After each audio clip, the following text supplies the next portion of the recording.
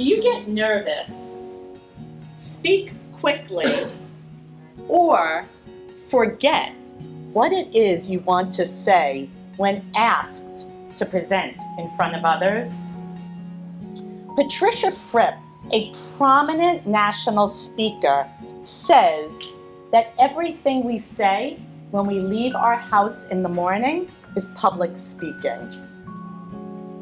Those telephone calls you make throughout the day, the meetings one-on-one, one-on-two, one-on-five, or certainly speaking to many, that's all a part of public speaking.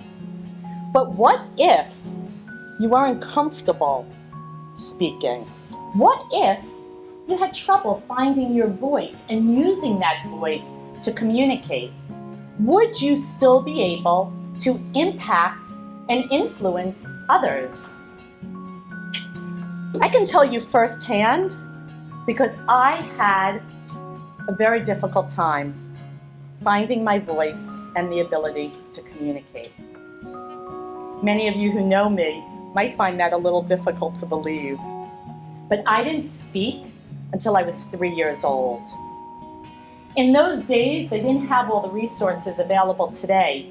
All we had was a very concerned grandmother who constantly said to my mother, "You need to take her to the doctor." And my mother would always respond, "She'll speak when she's ready." I had an older sister, so for any of you that are parents, you know that if my sister was hungry, I got fed. If my sister was thirsty, I got something to drink. So I didn't need to speak. Until one day, she must have been at a play date because I started to speak. Maybe I was hungry, maybe I was thirsty. And I started to speak. Fine, I didn't need speech therapy. However, I lacked confidence. I was the shyest person throughout my formative years and into college. I remember walking the halls of my high school looking down for fear of having to have eye contact with a peer of mine, and worse, say hello. I couldn't raise my hand in class. I couldn't hear my voice. I thought about it. I'm sure some of you have played a voice over and over. You'd say, what will that question sound like? Will I sound stupid? Will I sound smart? And my hand would go halfway up and then it would go down. I really had such fear of hearing my own voice. My oldest sister went to a very large university, and I visited her there one day, and it was a large auditorium. And all of a sudden, her hand went up and she asked a question. I was in awe. I knew I wanted to build that confidence in my communication.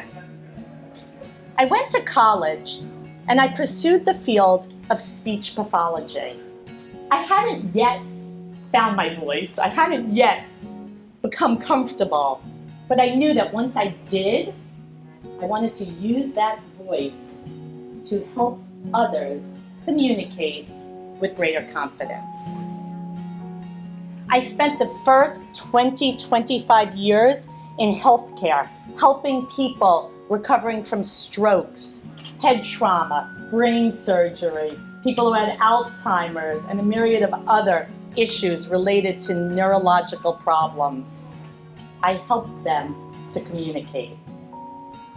And then in 2006, I created Corporate Speech Solutions because I had that passion of helping others in business to find their voice, gain confidence in communication, and build their careers.